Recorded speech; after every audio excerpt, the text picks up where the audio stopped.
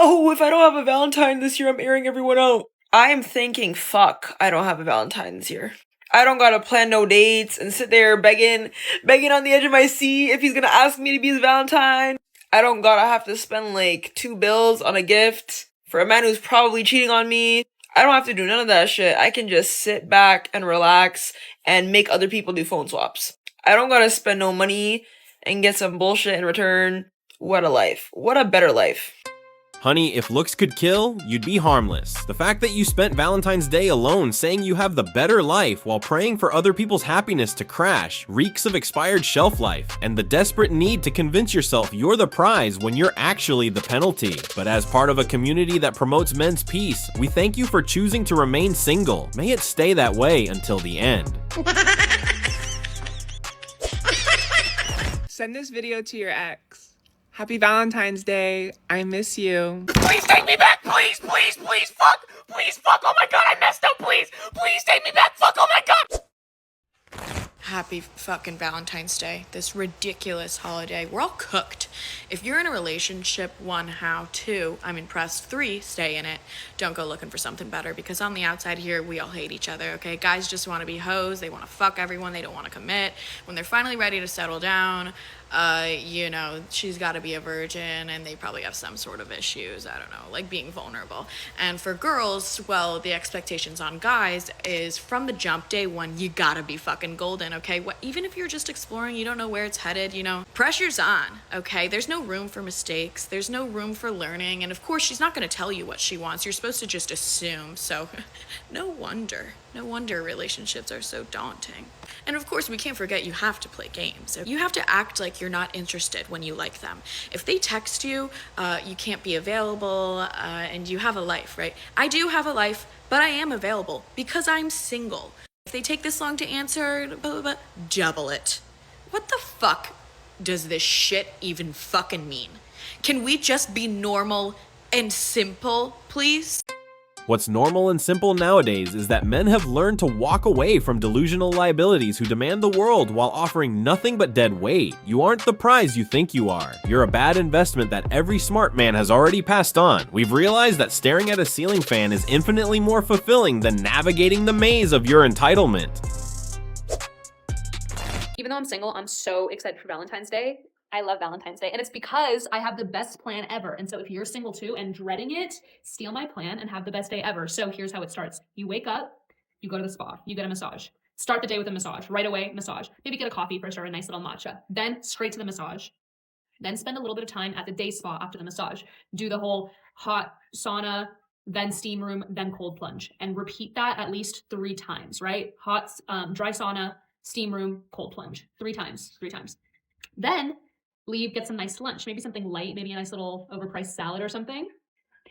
Then go see Wuthering Heights. I'm so excited for this. Ever since I found out that's coming out on Valentine's Day, I was like, exactly, I will be seeing that. I had a boyfriend at the time when I found out it was coming out then, and I'm like, oh, I have to see Wuthering Heights though, and I'm so happy I get to see it, and I have no man with me annoying me, and I can just freaking watch it and enjoy it and have the best day ever. Then after Wuthering Heights, come home, make some chocolate-covered strawberries and chocolate-covered orange slices with flaky sea salt on top. Pop that in the fridge. Do something else while you wait for an hour or 2. Then come back to it. Do a little activity. I will be doing a vision board. I already have everything printed out. I'm going to cut it up and assemble it, and I'm going to eat my yummy treats. And I'm telling you, the best part of all of this, no fucking annoying man getting in my business and harshing my vibe. It's going to be actually the best day ever. I'm so excited. I hope you have the best Valentine's Day ever. And I hope you feel the love, because I love you.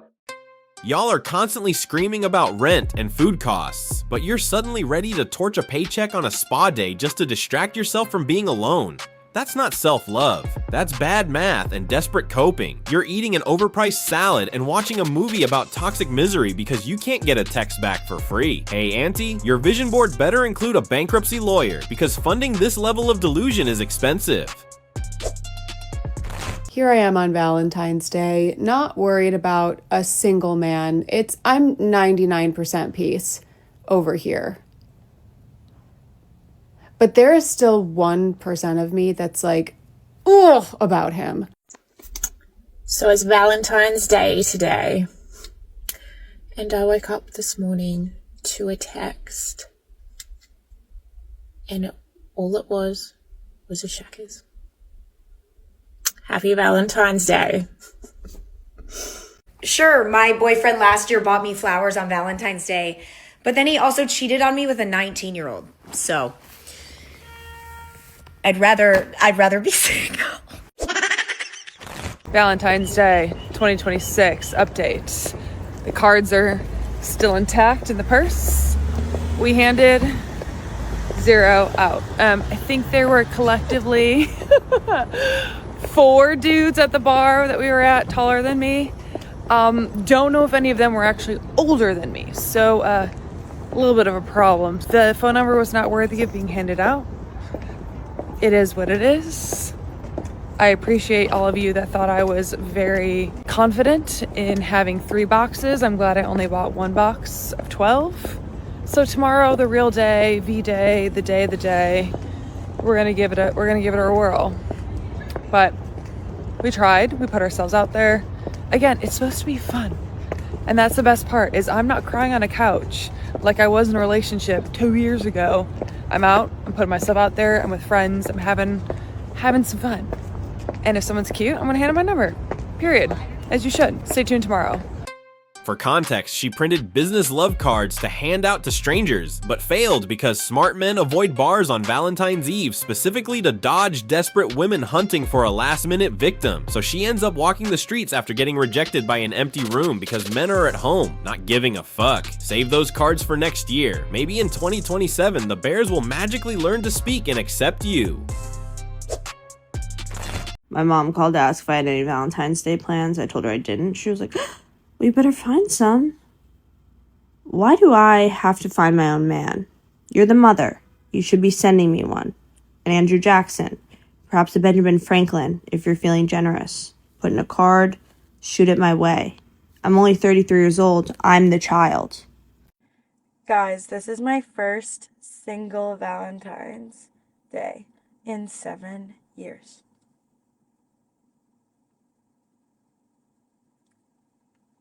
Just think about that. Just think about it. That's fucking crazy. 7 years? Anyways. Love y'all. Ladies, more of us need to start giving those boys back to their mama and leave like their dad.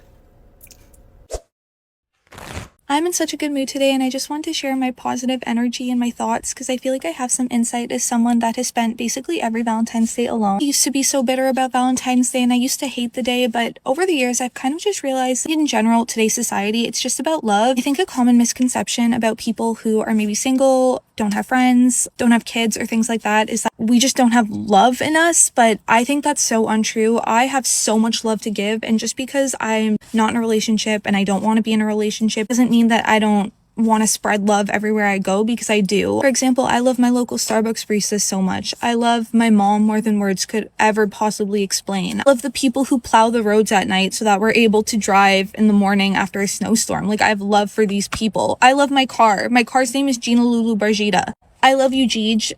She's young, so she's still in the phase of delusion about love. Professing your undying love for the snowplow driver and a barista who's paid to be nice to you isn't insight, it's a desperate hallucination. You're scattering your affection onto municipal workers and random strangers because the specific target you actually want doesn't exist. You've anthropomorphized a sedan named Gina because you need to pretend something in your life listens when you speak. I promise I'll get you an oil change soon. Trust me, if there's someone that gets the bitterness and the anger and just feeling sad on Valentine's Day, it is me, but life will not get better if you carry that around with you. Most importantly, if you're alone on Valentine's Day, the person you need to be thinking about is yourself. You need to be showing love to yourself and thinking about how much you love yourself. I've picked myself back up every single time somebody hurt me, and I've always been there for myself. And I love myself for that. So I'm gonna go celebrate myself today. I woke up bright and early, got myself a fun coffee, Valentine's Day theme. I don't know if you can see the cold foam's pink. Spend my day going and buying myself things that I love and just treating myself because I think I deserve it. I think Valentine's Day can be a beautiful day even for people who are alone.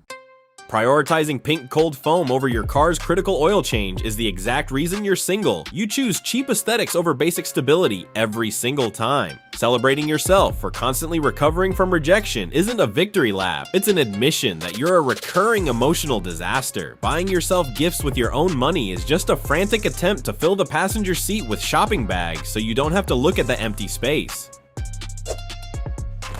Recently separated, heading into my first Valentine's Day, single in more than 20 years. I was just thinking about how sad it is that I don't have a date to go on for Valentine's Day this year. Oh no, wait, I didn't go on Valentine's Day dates when I was married either, so it's literally exactly the same. Once you go on a date with a guy who plans the whole thing, does everything, books everything, just basically sets the whole date up, you're never gonna go back to a guy who's like, oh yeah, so like, what do you want to do? Oh, like, should I book a reservation? What time should I come pick you up? Like, I want you to tell me. Good morning, what the fuck? Normalize lying. Okay, especially to men. I went on a date with this man and I wasn't in the country, so I'm a little extra cautious. You know what I'm saying? We meet up, we go for a walk. It's nighttime. Sun was out when we started the walk, sun was down at this point. And I'm asking him, what do you like in a woman? Right? I'm looking for physical attributes here. Blonde hair, a little titty action, a little booty action. I'm looking for physical attributes. This man says, a woman with no sense of direction. What? A woman that can turn her mind off and has no sense of direction. Sir, what the fuck? So I told him I was a black belt. No, really. I said, yeah, not to like scare you or anything, but I could kill a man with my hands. He said, what? Fuck, that's cool. Yup. I'm a black belt, bitch. The fuck? Normalize lying, because with that shit, Hear me out, men. I think if we disperse and scatter, she can't touch us. Since you clearly have no sense of reality, you definitely have no sense of direction either. Lying about being a black belt doesn't make you a lethal weapon. It just makes you a liar with a false sense of security. He didn't believe you could kill him. He was just calculating how fast he could walk away from the crazy before you started inventing more imaginary powers. I truly think that dating a man feels a lot like when you take a massive shit that you worked really hard for. Like truly blood, sweat, and tears are going into this thing, and then you look back at it and there's nothing to show for it. That bitch is gone, and all you're left with is a sense of emptiness and not knowing. Like, what did I even go through all of that for? POV me at the grocery store today trying to pick up fatties. Do you think it's like more important that my beef is only 4% fat, or do you think it's more important that it's like organic? You think it's more important that it's organic? Yeah, me too. Anyway, do you want my number?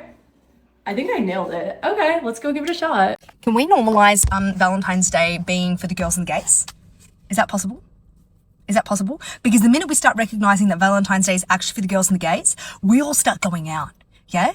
We all start popping off at the pub. We all start fucking taking shots, yeah? And then it's no longer about, oh my God, he got me the most beautiful bouquet of flowers. Okay, yes, flowers are nice. You get your flowers, say please and thank you, head out with the girls and the gays. It's just a thought. I think we should do it. Hi. Tomorrow's Valentine's Day. And if you're seeing this from me, you've probably spent most of your Valentine's days, if not all of them, alone.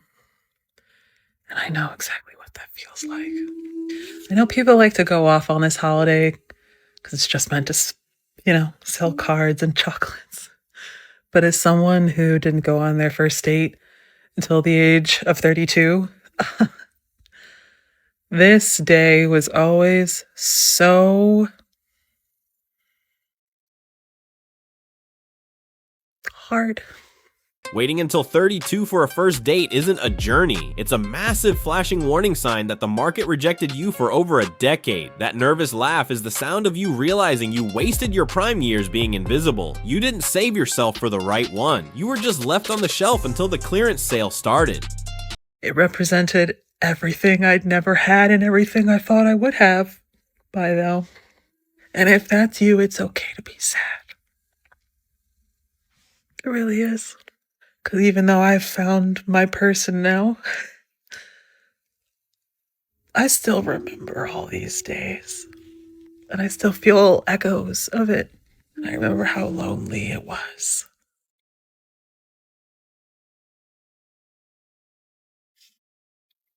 And if that's your story, I just want you to know you're not alone. And that you haven't met yet every person in your life who will love you. Now that you finally trapped a man who was likely just as desperate as you were, you're condescendingly patting single women on the head from your high horse. You're not an inspiration, you're a cautionary tale about wasting your youth waiting for a miracle that barely happened. Survivor bias is a hell of a drug when you're preaching to the women currently rotting where you used to be. You have no idea what the future is in store, but if that sounds like an empty platitude, I just wanted to sit here with you for a second and let you know I know how this feels.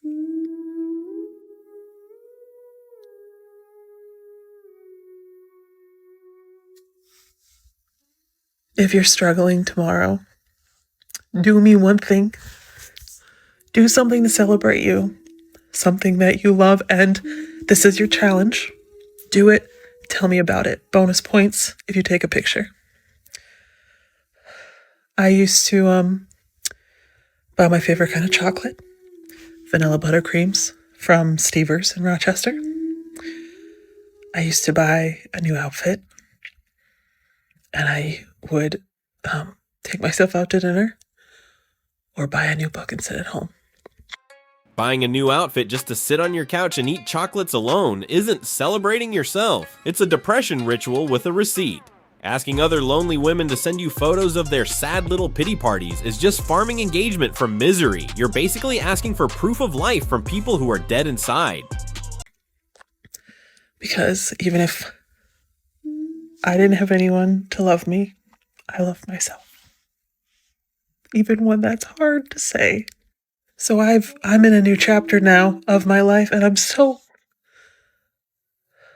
grateful for that. But if you're seeing this, I know where you are, and I know how that feels. And there's nothing wrong for feeling the way you do. And I'll never stop hoping for you to find exactly what your heart's longing for. Preaching about loving yourself is easy when you finally have someone else doing the heavy lifting. You spent 3 decades loving yourself and it got you absolutely nowhere until you got lucky at the buzzer. Don't try to sell a roadmap to a destination you stumbled into by accident. Hope is a poor strategy when the clock is ticking that loud.